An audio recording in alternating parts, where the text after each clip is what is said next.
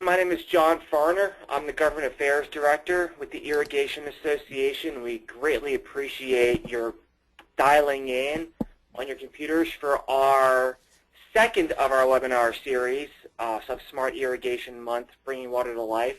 This one focusing on feeding the future with today's resources. Just a few housekeeping things before we get started.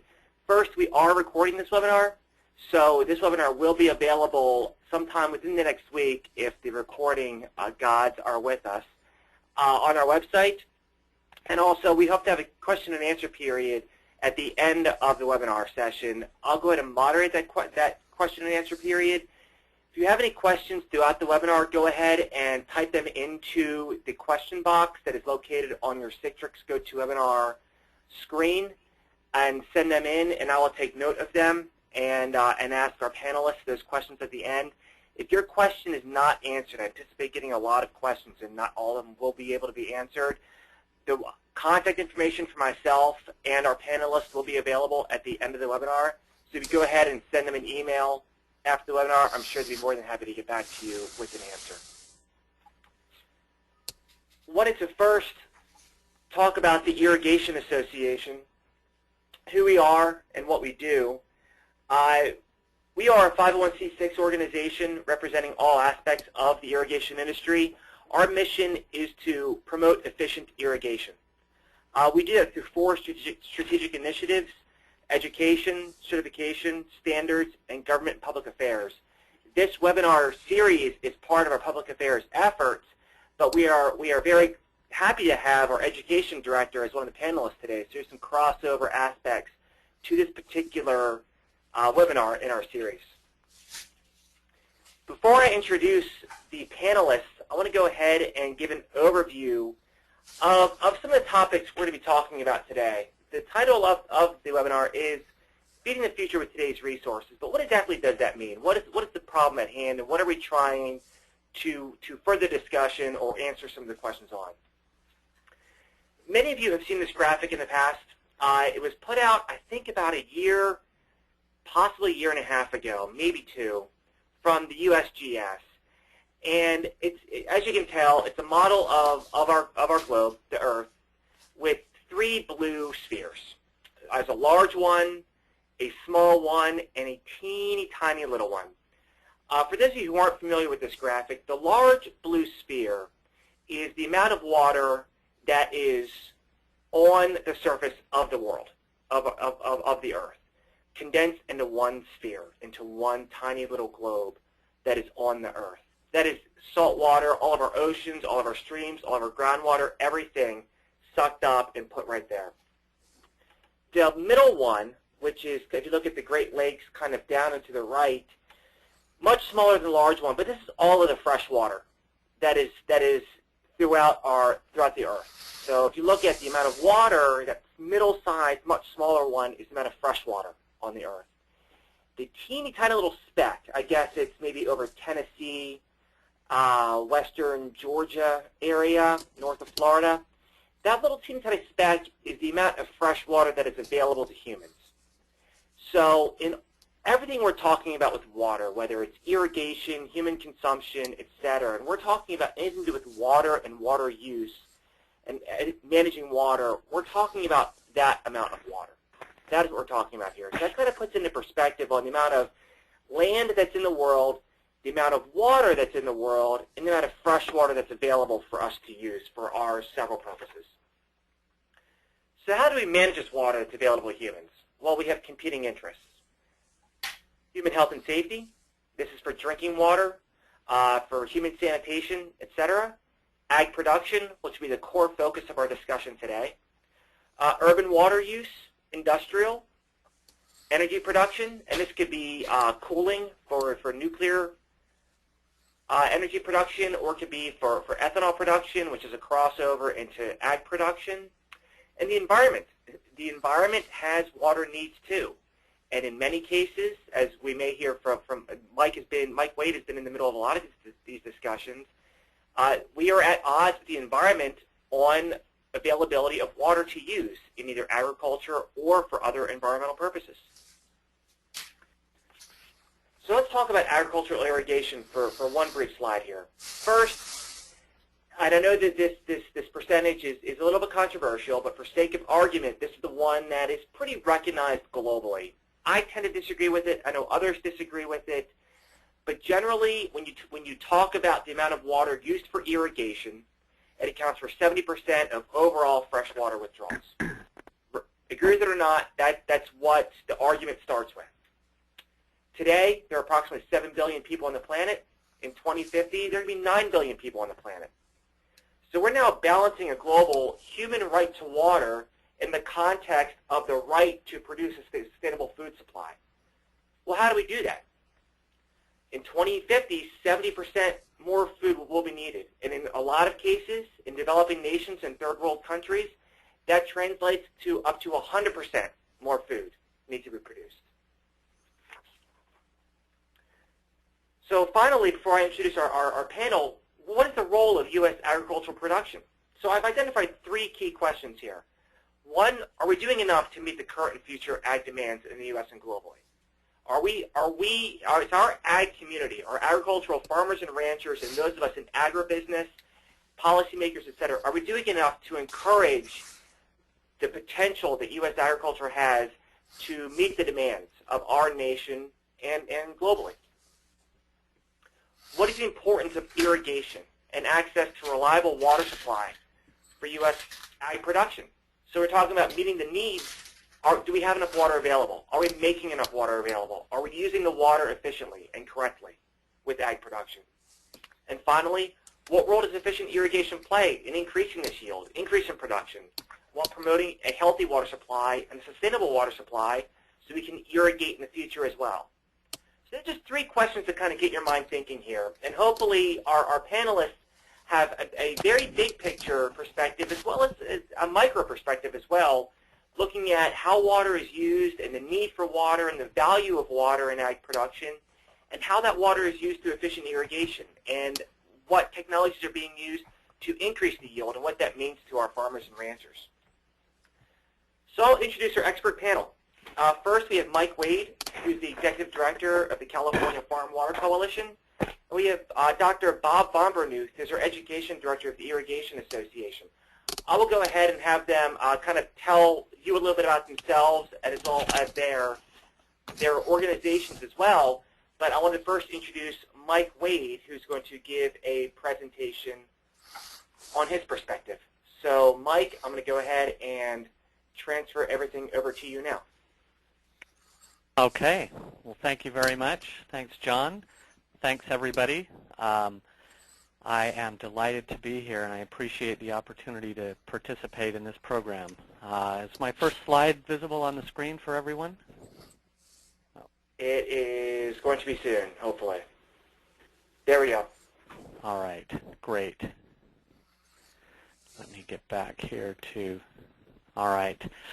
Well, I'm, as I said, delighted to be here. As was introduced, I'm Executive Director of the California Farm Water Coalition. It's a position I've held for about 15 years. I come from an agricultural background. My family farmed in Central California for about 30 years. We grew almonds and had some forage crops and some beef cattle for a while, and I thoroughly enjoyed my time on the farm. Excuse me, and have also enjoyed the time I've spent working in agricultural policy issues and working in water issues specifically over the last 15 years or so.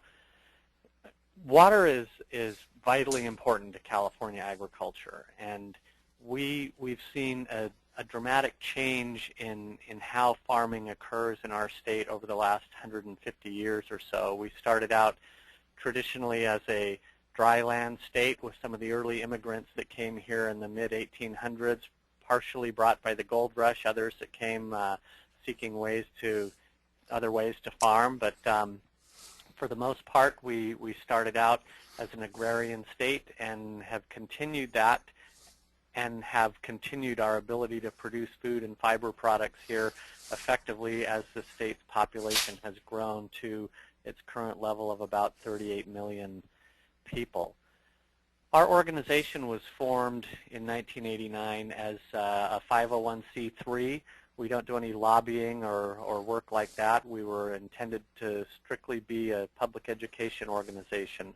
Our board at the time felt that there were plenty of other organizations that did just a terrific job lobbying and that we didn't need to add to that pot, but there was a definite need in public education and outreach on farm water issues. And so that was our focus then, and it has remained our focus for almost 25 years now. We have members from Redding to the Imperial Valley. We represent about 5.5 million irrigated acres in California, and our focus is educating, for the most part, urban consumers about farm water issues.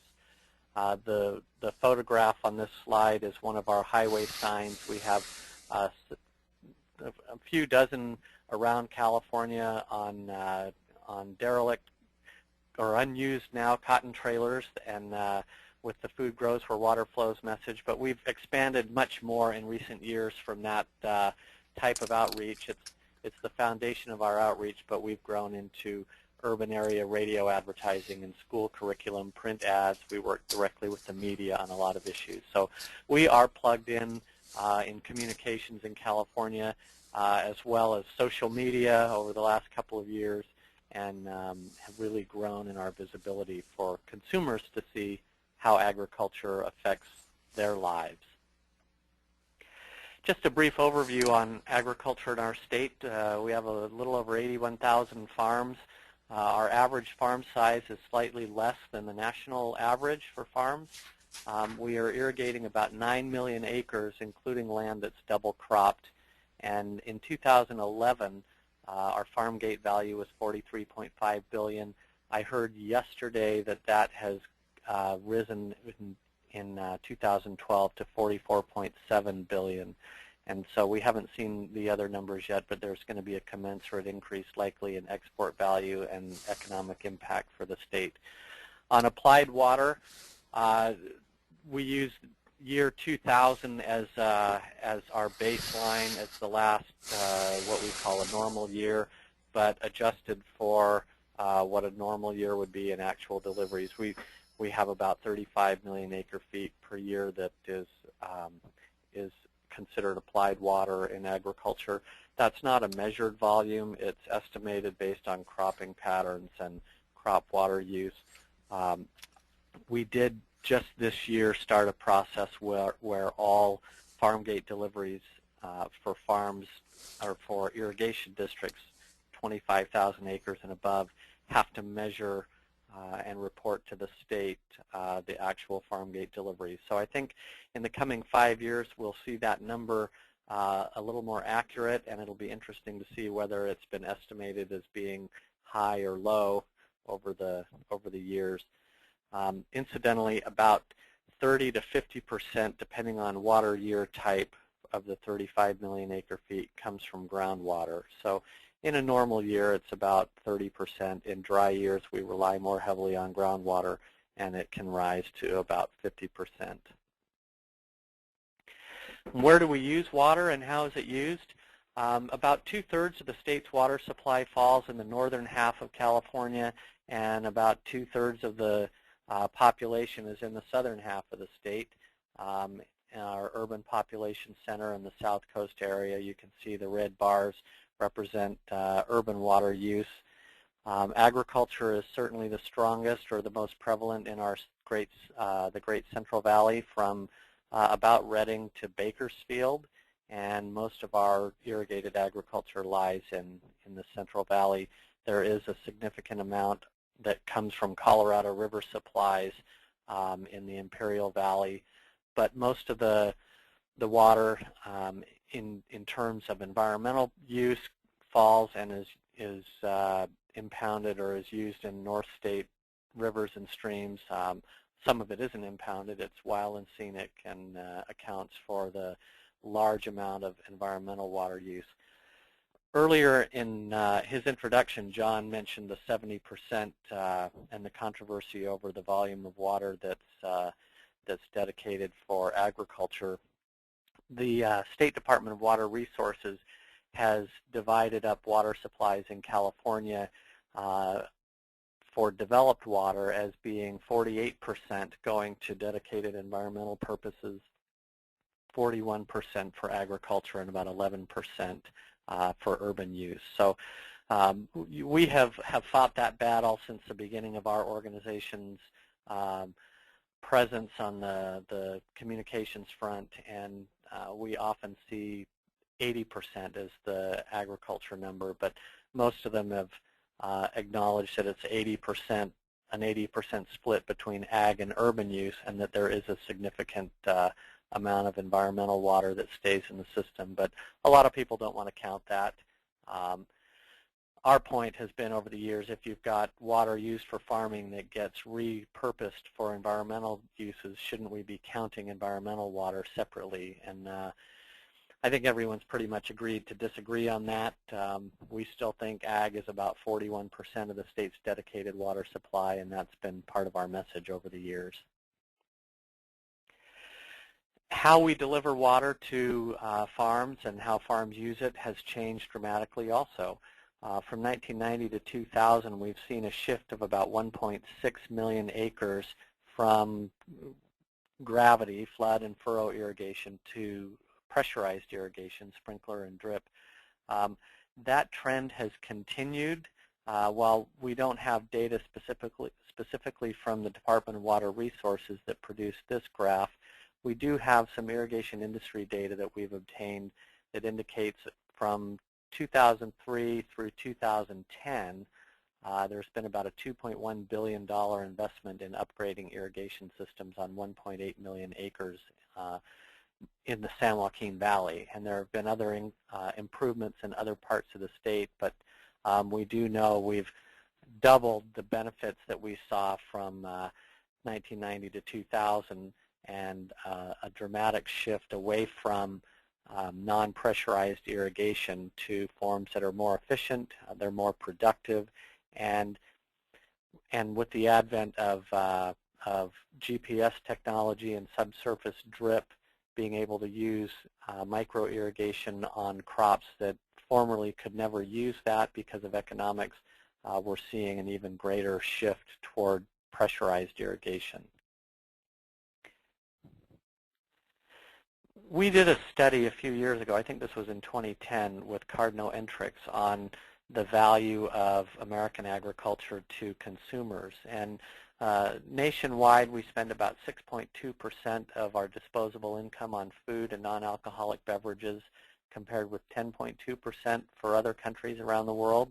And we specifically focused on high-income countries rather than, some of these very, very poor developing nations. It would be unfair to compare them in terms of total dollars spent on food or the percentage. But in comparable countries, we're still paying 40% less for our food supply than folks do in other nations. And if we were on par with them, we would be spending almost $4,000 a year more on food, and that's money that stays in our economy in terms of philanthropy or vacations or soccer teams or music lessons or ballet and dance for our kids. It gives us money that we can do that we can use to enrich our lives and helps feed the part of the economy that isn't part of what we have to spend on food supply. And as we all know, farmers don't control the markets in which they're engaged. They have to focus on profit through controlling costs. We're market takers, not market makers, as often said.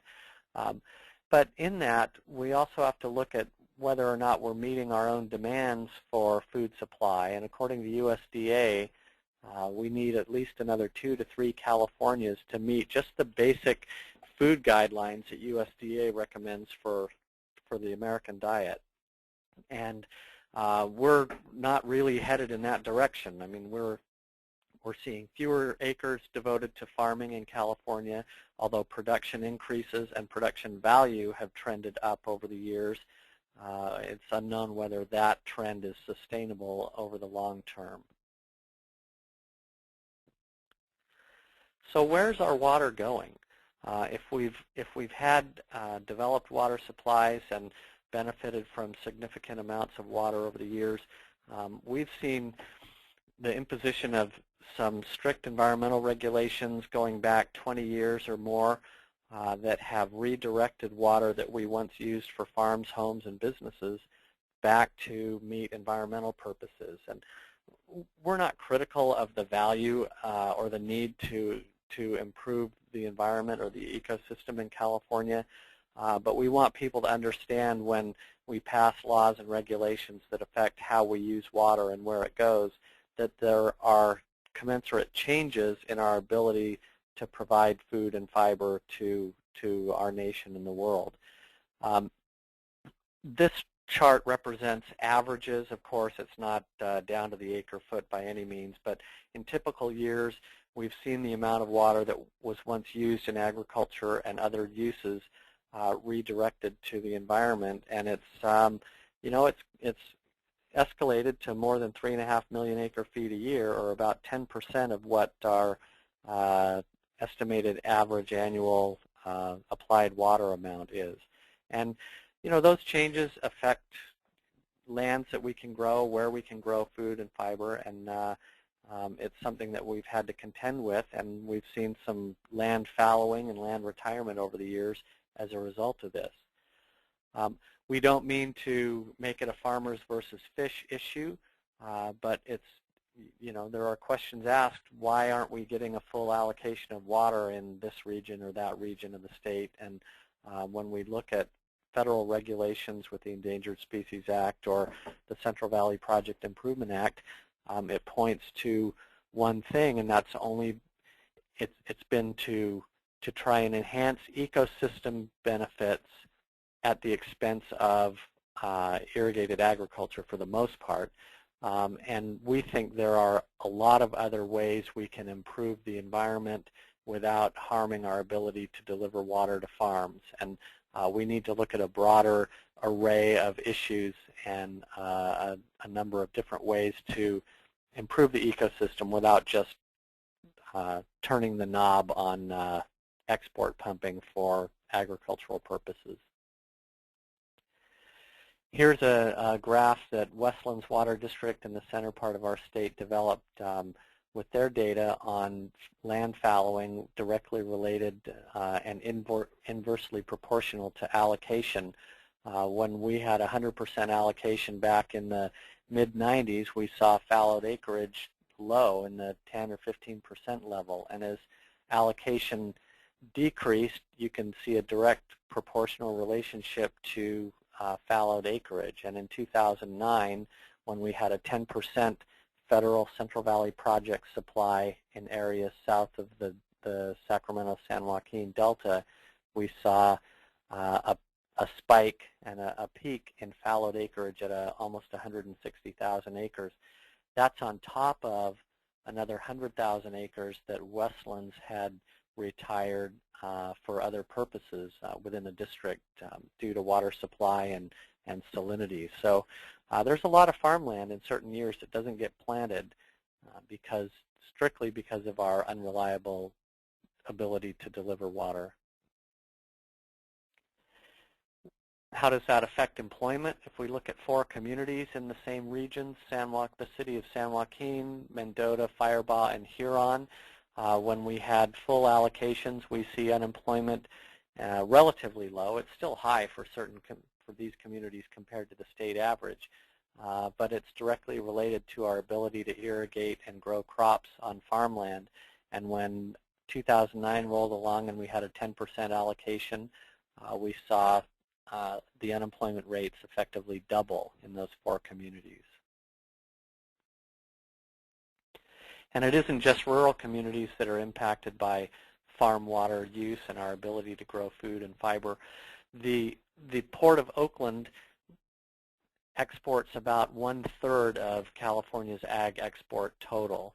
And we have folks like Calvin Dobbins, who's a dock worker at the port, that's job, when you don't think it's a farm-related job, it really is. When they have so many people at the port dependent on exports, and so much of their volume dependent on agriculture, it's clear to see how what happens on the farm affects what happens in many jobs in urban areas of the state. In fact, about 700,000 completely unrelated jobs are actually related to agriculture when you consider the ripple effect. And these figures come from the University of California Davis Ag Issues Center on economic impacts from irrigated agriculture. Even the Smithsonian.com blog recognized the importance of California production globally, when, at least in the U.S., about half of the fruits, nuts, and vegetables come from California, and 90% of additional crops come from our state. They stated that it's clear that if our food production powerhouse falters, that the grocery landscape everywhere will change. And our water supply is dependent on hydrology, it's dependent on regulatory restrictions, and it's dependent on other issues that affect our ability to have a reliable water supply. So it isn't all problems. We have to come up with solutions and find ways to stay productive, improving our ability to deliver water through what is the constrained Sacramento-San Joaquin Delta. I'll have a map up in a minute, but the Bay Delta Conservation Plan is a multi-year effort to develop an environmental permitting process, endangered species permitting process that allows us to first start with improving the ecosystem and have a concerted effort to fix the problems that affect fish and wildlife and plant species in the Sacramento-San Joaquin Delta, where a tremendous amount of our water flows through to other destinations in the state for use. In order to build a system, build new infrastructure that will help improve that delivery system, we have to start with improving the environment. And that goes back to my comment about turning the knob. The only thing we've done in the past is reduce water deliveries and expect the environment to recover. And 20 years of that, we haven't seen any improvement. And so the Bay Delta Conservation Plan looks at the Endangered Species Act and the former species-by-species effort to improve the environment and change it to a broader conservation plan strategy. And by improving the Delta as a whole, we believe we can improve our ability to deliver water for today's water users. There are 11 fish and 52 other wildlife and plant species that are affected by the Bay Delta Conservation Plan. Two of the iconic species in the Delta smelt and the Chinook salmon, are pictured here. But again, by improving the lot for the ecosystem, we free up the permitting that the federal fish agencies will issue in order to build a conveyance project that bypasses much of the ecosystem problems that we have in the Delta, allow the Delta to return to a more natural system, and then deliver water to farms, homes, and businesses in the southern half of California. The Bay Delta Conservation Plan looked at a variety of different ways to do that in terms of water conveyance. The preferred alternative is listed at the top under both the high and low outflow BDCP proposed action, but there were a number of other different sized facilities, tunnels through Delta as the existing system is, reducing the amount of tidal restoration, having a smaller pipeline instead of the two 40-foot diameter pipes that we have planned right now. And the BDCP study that's ongoing determined that the two 40-foot tunnels did the most efficient job of meeting the ecosystem part of the restoration activities and the water supply reliability part that the legislature passed in 2009 as a requirement, both ecosystem restoration and water supply reliability. So here's the map of the Delta. Our existing system Naturally, with the green arrows, the natural outflow came north from the north in the Sacramento River and the south in the San Joaquin River, and the delta drained mostly 2/3 of California out through the San Francisco Bay to the Pacific Ocean. The state and federal pumps that are depicted in the lower center of that map were built in the 40s and 50s to divert water and deliver it to about 3 million acres of farmland and about today 25 million residents in California. The problem with those pumps is it pulls water in an unnatural path through the delta from north to south. And the twin tunnels that are part of the preferred alternative are depicted by the yellow line that would travel under the delta. It would divert water about from 8 miles or so south of Sacramento and deliver it to the pumping plants, and then allow the more natural delta ecosystem to exist with natural flows from the north and east and travel out through the Bay Delta region. So all of these fixes in a multi-billion-dollar program are intended to restore that 750,000 acre ecosystem region. There's still a lot of farming there that would be retained. Some salinity impacts by changing the diversions from north of the delta, but minimal according to the economic impact study that was done as part of the Bay Delta Conservation Plan.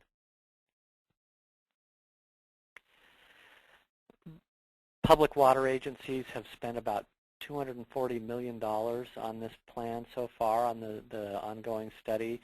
It's currently at about 26,000 pages, which we think is probably the most comprehensive environmental review ever conducted.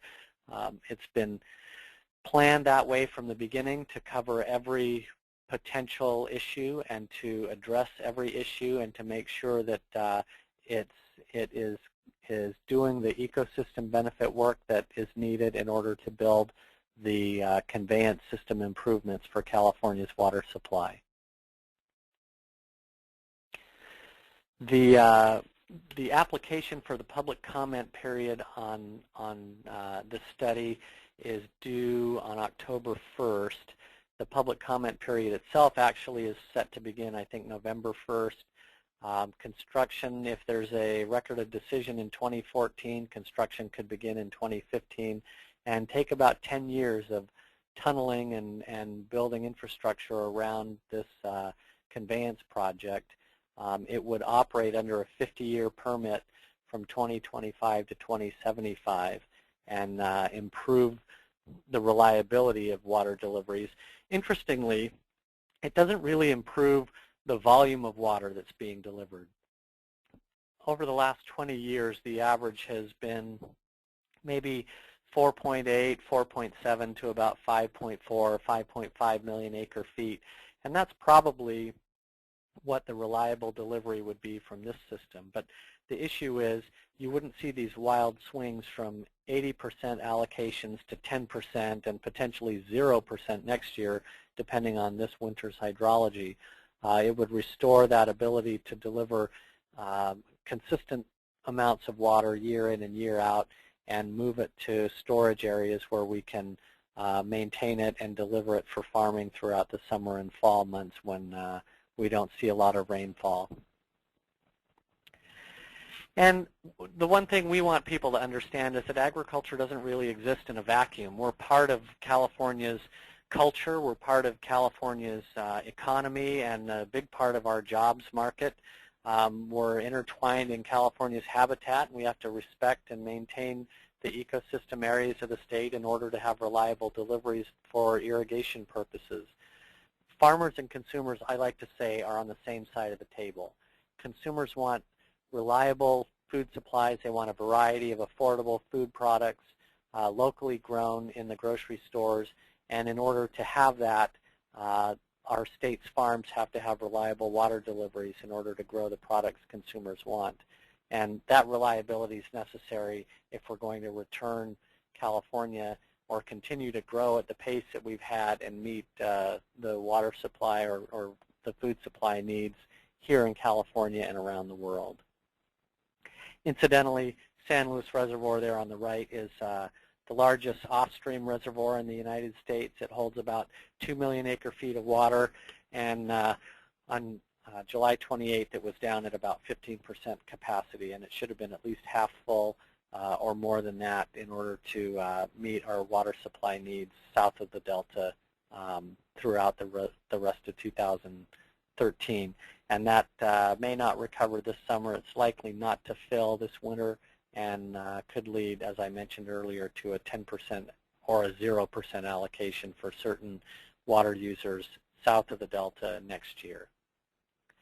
And with that, I'll wait for the appropriate time for questions. And again, thank you, John and Bob, for allowing me to have a few minutes on your program today. Thanks, Mike. That was great. Really appreciate it. And I'll remind everyone, if you have any questions, if you've gotten a few in, to just type them into the question box, and I'll go ahead and compile those. And after Bob's presentation, we'll have a question and answer period addressing some of the questions that have been asked. So now I will introduce Bob Bombernuth, who is our Education Director here at the Irrigation Association.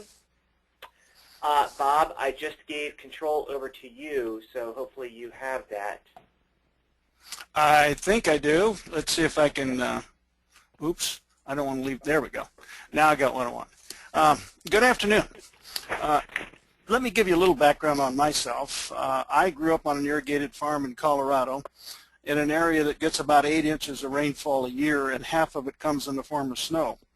So we were fond of saying that you didn't even grow tumbleweeds in that area if you didn't irrigate them.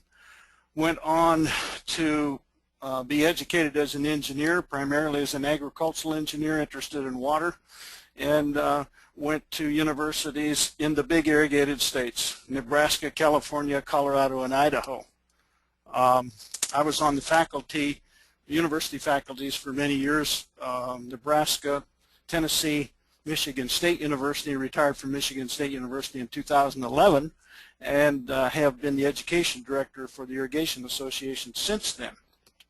So with that background, and you might guess now that I'm a university professor programmed for 50 minutes, I'm going to go talking fast. I want to follow up on some of our first speaker's comments about reliability and how it translates to risk of yield reduction in irrigated agriculture, and what we can do in terms of efficiency that might influence that. I can't resist showing you a few cool pictures, but I have to admit there aren't very many of those. This slide I like to show because it shows what we have on our screensavers nowadays, and I wrote a very similar program to that when I was working on my PhD, and it took me months to do that, and we just take it for granted. It just seems so easy. And there are some other things that we have photographs of that seem so elegant, and that's a water drop hitting the surface of the water, and the rebound, which is called the crown effect as the water drops jump up. It has a lot to do with how irrigation water, when it hits the surface of the soil. Bob, I'm sorry to interrupt you. We cannot see your slides.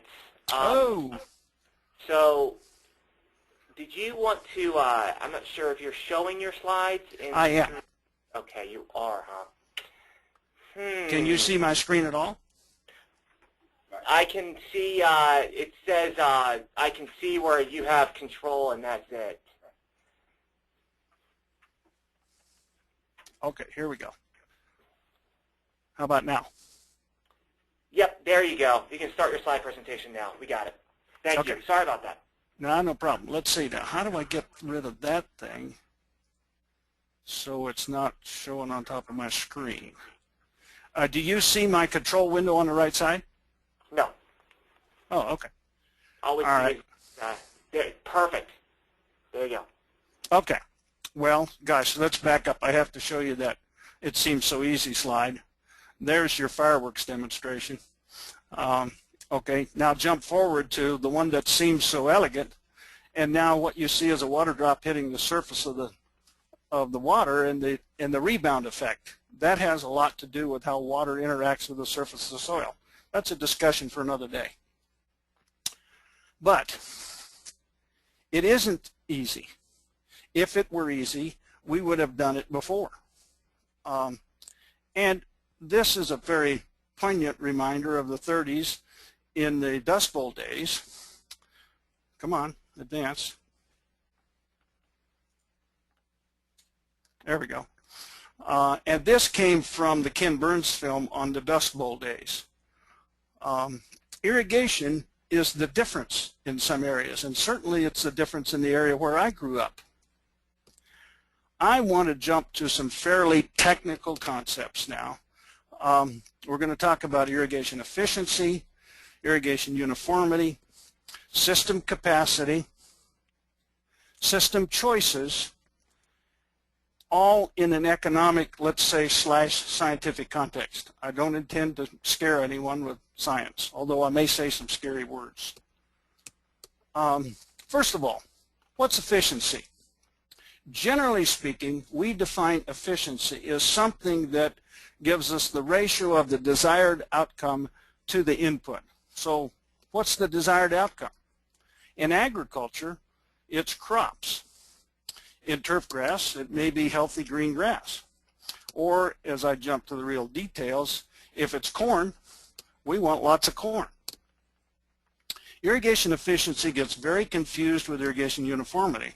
They're tied together, but they're different. And I'm not going to go through the details of that, but I'm going to show you a little bit, graphically, I hope, how that looks. Irrigation efficiency is defined as the amount of water, and I put a big red X in there, in the root zone as a fraction of the total water. And the reason I put an X in there is, what is it? And it depends on who you're talking to. For the most part, it means that water that was beneficially used into the root zone that generally goes for crop water use. And that's the broad definition I'm going to use as I talk here going on. The economic definition of irrigation efficiency certainly would encompass the benefits of irrigation, including but not limited to plant use, because there are other benefits, both economic and technical. The economic benefits, the obvious one is yield, but the bottom line is most people don't do this for fun, they do it for net return.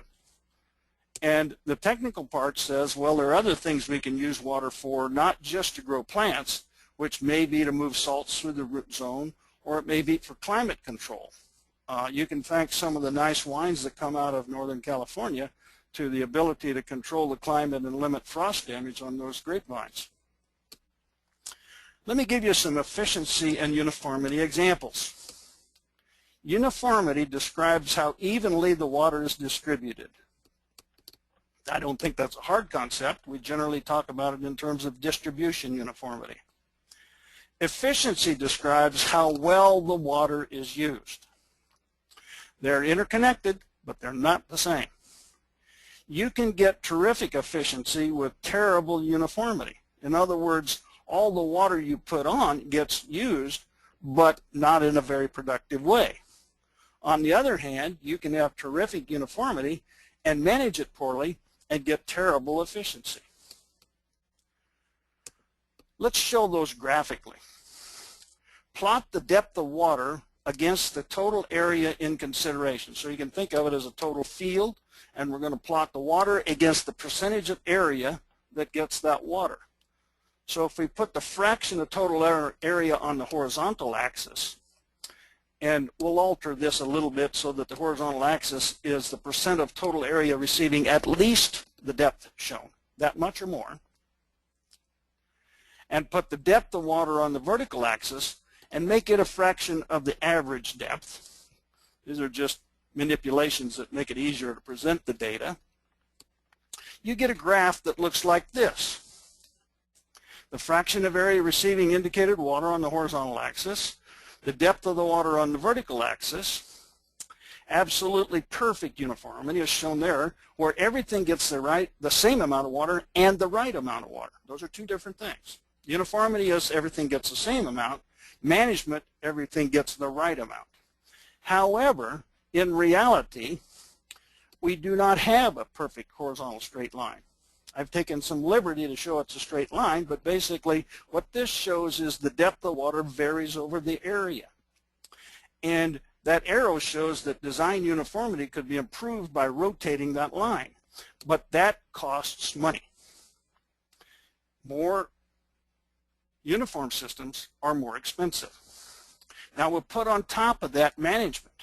And management sets the depth. Basically it says, well, how long do we run this system? In this particular example, roughly 2/3 of the area gets adequate or less, and 1/3 gets adequate or more. If you can see my mouse, which you should be able to, up here on the right side, you'll see that's excess water. And over here on this side, that's area that's not getting enough. The usual practice is we continue to add water, move this line up so that all of the area or most of the area gets adequate water. And that's the downside of being non-uniform. This shows it a little more graphically. The fraction of water that's beneficially used is that blue section. Okay, now let's jump to another concept. The next concept is what we call a production function. It's what really is the amount of yield we can expect for the amount of water applied. And this is assuming at least supplemental irrigation, where you have to apply water in order to get full yield. As you might expect, at first the benefits are large, but they diminish. We'll plot water applied against yield, and we get a curve that looks roughly like that. And generally speaking, we characterize that curve with two straight sections. One where it's increasing as we continue to add, and a second area where it doesn't increase so much. And there is a knee in that curve. And if any of you have studied optimization, you know immediately that the optimal answer to this is at the knee. Okay, in other words, the best amount of water to put on is right there, because then you're in diminishing returns up here. Now here is an actual production function based on corn in Nebraska, and you'll see that it needs 19 inches a year or somewhere around that to achieve maximum production, and the data's kind of old because that's a little bit low in yield for what you might expect today. But once again, there's the knee in the curve. You put on a lot more water, but not much green yield. Okay, now the logic we're going to use here to make some decisions is, first of all, we aren't out of water yet. So, what are we willing to pay for water? I don't mean brokering or swapping. I mean in terms of uniformity and management, because management costs money and uniformity costs money. Some types of systems are inherently more uniform. We're talking primarily here about drip and center pivot systems, which, when first installed, are quite uniform. However, in talking with people who have been auditing systems that have been in place for a while, we find that uniformity has dropped off significantly. And I'm talking specifically drip in California and center pivots in Nebraska. And it's because management hasn't kept up in maintaining those systems to keep that high uniformity. But good uniformity isn't effective without good management. Here's another efficiency concept, water use efficiency, that says, what do we get out of the water? Dry matter, energy, consumable food. What do you do with what you get? You eat it, you feed it, you wear it, or you drive with it. Some plants are better than others. Don't confuse drought tolerance with water use efficiency. Some plants are drought tolerant but still don't produce much. Okay, so what if you're really short of water? What can you do to stretch the water if you're really short? Apply uniformly, apply only what you need, leaving room for rain, apply efficiently, don't have surface runoff, don't have deep percolation, and minimize evaporation. Although evaporation in center pivots, I think, is not as much as we might be led to believe it is. And take advantage of good soils. What I mean here is run out of water at the end of the season. The analogy I would give has to do with growing up on the farm and driving my own car, and the deal my dad had was that I could always fill up my gas tank at the bulk tank at home. So immediately being an optimizer, I said, well, I never wanted to end up at home with any gas left in the tank. If I ended up with some, that means I didn't go as far as I could have, or that I ended up buying some. However, the downside of that is that if you mismanage, you might have to walk home. And I have to admit I did that more than once. Okay, looking at some old work, I'm going to quickly go down through here, talking about system capacities. I'm going to show you some more graphs that will make you glassy-eyed. But bottom line is this. We can plot yield reduction against probability curves for different system capacities. So in other words, this is the yield reduction on the horizontal axis. This is system capacity on the vertical axis. And we have a 90% probability curve, a 75% probability curve, and a 50% probability curve. And what that means is 50%, 1 out of 2 years or 5 out of 10 years, you could expect to get this yield reduction if you had this system capacity. If you had this system capacity, or you would have to have this system capacity to be a good 3 out of 4 years, and here's 9 out of 10 years. So the bottom line is this. This shows some old data. The data that I'm showing you, these curves, is Nebraska data, and then there's some Kansas data below in the stars, which is based on better soils and a little bit more rainfall. The bottom line is, once again, on the knee on the curve, these are too expensive. Don't do it, because you have to pay for capacity. You don't need it. But if you had 2/10 of an inch capacity, 1 out of 2 years, you could expect 15% yield reduction here.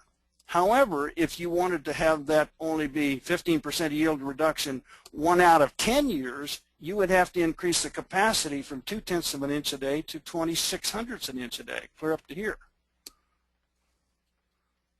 Okay, so let's run through some examples. If you have a limited capacity system on a typical center pivot area,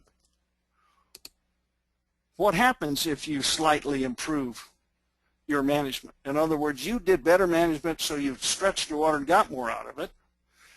It's the yield reduction times the cost per bushel times the number of acres times the probability difference. In this case, it's $10 an acre.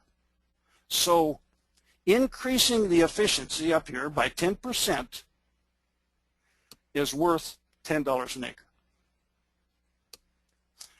What happens if you're seriously under capacity? So now you're starting out with a system that's on the 10% yield reduction line, same basic data.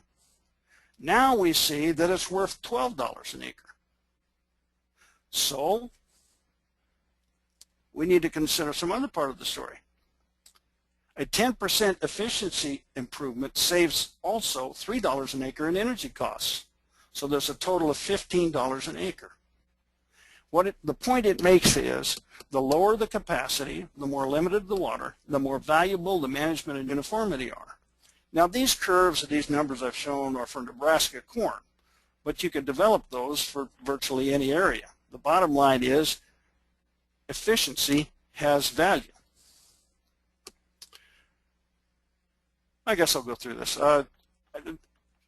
This stuff can all be explained by thermodynamics. That's the scary part, because I said that bad word. The word scares everyone who knows what it is, and for those who don't, they don't want to know. But, like the laws of physics, they can't be repealed by legislative or executive action.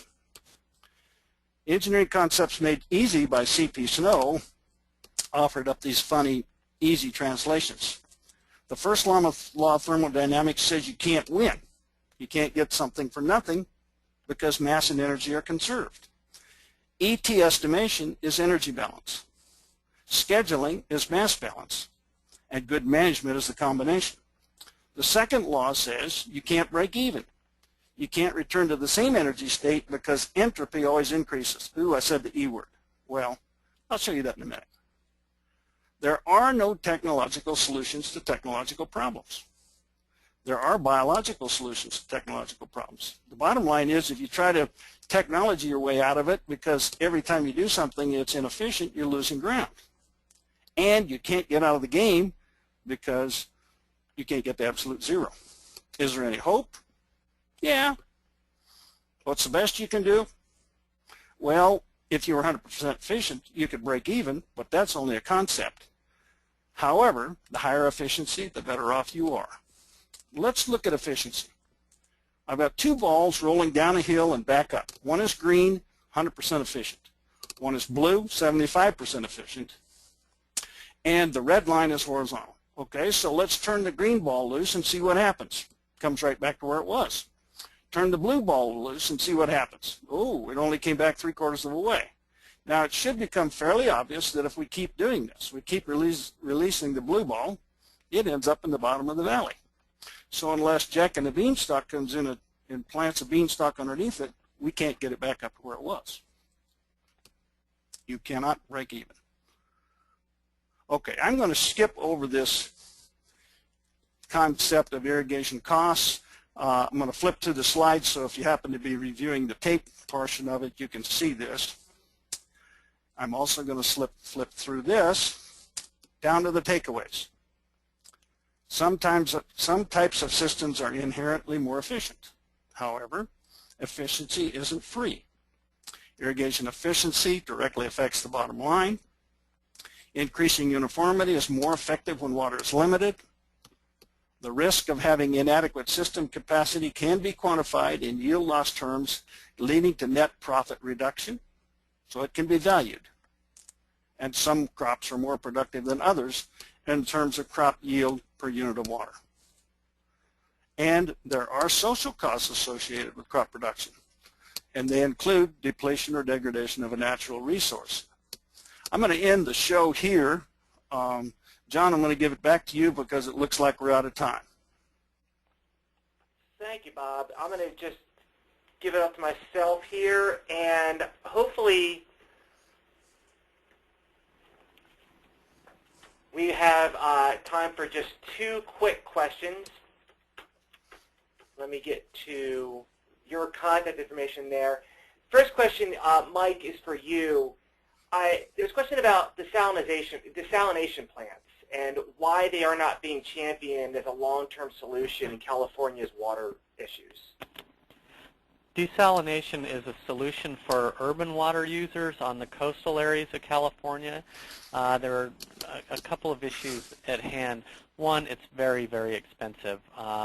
There's a brand new desal plant that's opening near Carlsbad that I think they're talking about the delivery cost of that water being $1,500 to $2,000 an acre foot, which is okay if you're blending it with other less expensive supplies and getting the cost down to something that's affordable for urban water use. It's simply not affordable for agriculture.